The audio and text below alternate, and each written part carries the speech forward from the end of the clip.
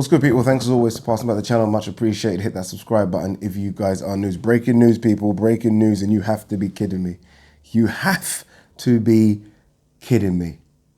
I can't believe it. I'm actually shaking a bit. I'm in shock that Jarrell Miller has failed a drug test. He failed a drug test March 20th for a drug called Endurable. I don't know too much about the drug. I've not done any research about it, but you can't make it up. Like, it's almost like a fucking comedy sketch. It really is. Jarrell Miller, you saw the press conference. You guys all saw that press conference when Jarrell Miller was absolutely hammering Anthony Joshua about drug cheating. Absolutely hammering. Like, you couldn't make it up. Like, he was destroying Anthony Joshua. How did you get that big? I know bodybuilders that have not put that type of muscle on. You're cheating, you've done this, you failed a drug test.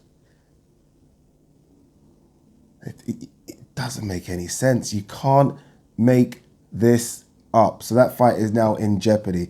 It is now down to the New York State Commission to decide if they're going to let Jarrell Miller fight June 1st against Anthony Joshua. He ain't fighting. He ain't fighting against Anthony Joshua. He's lost that opportunity. He's never getting an opportunity again. He has lost that opportunity. You have been begging for this fight. You have been goading Anthony Joshua for the best part of about a year, calling him all sorts of stuff, McMuffin, all sorts of bullshit to get this fight, to get that lottery ticket chance, to get money that you've never even seen before in your life. Now, Jarrell Miller would have earned, I'm going to guess here and say a cool $7 to $8 million, right? $7 to $8 million. You've not beaten anyone. You're non-deserving of this opportunity, but you would have got that opportunity. You would have got the opportunity to become the world heavyweight champion, and you fucked it up. Again, you were destroying Joshua at that press conference. Drug treat, and look at you, fucking hell. I can't believe this. I can't believe this. The fight isn't off, and when I say the fight isn't off, I mean Anthony Joshua will still fight June the 1st. Routinely, in most big fights, there will be a standby. The problem for Anthony Joshua is that the standby is Luis Ortiz. That is the standby, people. Luis Ortiz is the standby. I mean, fucking. If it is Luis Ortiz, and this is what we're led to believe, then there's a problem. And they have a standby just for things like this, for things like drug testing that might pop up, for things like injuries that might pop up. For example, Carlos Takam was a standby for Povetkin. A lot of people think that Carlos Takam was just plucked from thin air. He was actually a standby. So if anything were to happen, he was going to be used. So he was already kind of training because of that. So Luis Ortiz is a standby for Anthony Joshua. Does Eddie Hearn make that call? Does he make that call to Luis Ortiz? Fucking hell. Don't know. You don't want Luis Ortiz. You don't want Luis Ortiz. How weird is it? I've been asking for an Ortiz versus Joshua showdown for a while, and it comes possibly like this. But back to Jarrell Miller for a second. That little fucker, right? That little fucker. I mean, I wouldn't be so mad if he didn't just go at Joshua so much in the press conference about drug cheating. If he didn't do that, I wouldn't be that mad.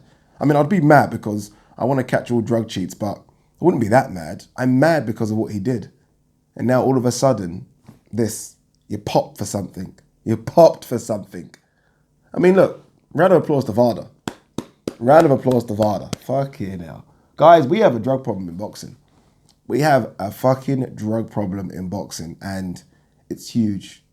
It's huge. It's bigger than anything you can even think about. Whatever you think it is, times it by 1,000. That's how big the drug problem is in boxing. James DeGale said, what did James DeGale say? Just before his Chris Eubank Jr. fight, he said there's a huge drug problem in America when it comes to boxing. Huge. Eddie Hearn said the same thing, but people are going to laugh and say it's Eddie taking the piss. It's not. There is a massive drug problem in the US when it comes to boxing. I'm sorry, it's not the same in the UK. It's not the same. It's not the same. I know people might come at me, but it's not the same. The drug problem in the US when it comes to boxing is fucking ginormous. Ginormous. And you know what it is? They must think they're not going to get caught, obviously. But let's look at this opportunity for Jarrell Miller. He must think he's doctor is so advanced, he ain't gonna get caught. It's been popped. He's been popped. And if it is a case of, I don't know, again, we'll find out what this drug is and what it does later. I hope he gets the biggest motherfucking suspension possible. I really do.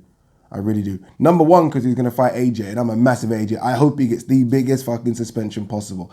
And number two, because of the bullshit he was talking. I hope he gets 3 years, 4 years. Probably gets 6 months. Anyway, let me know what you think. Peace.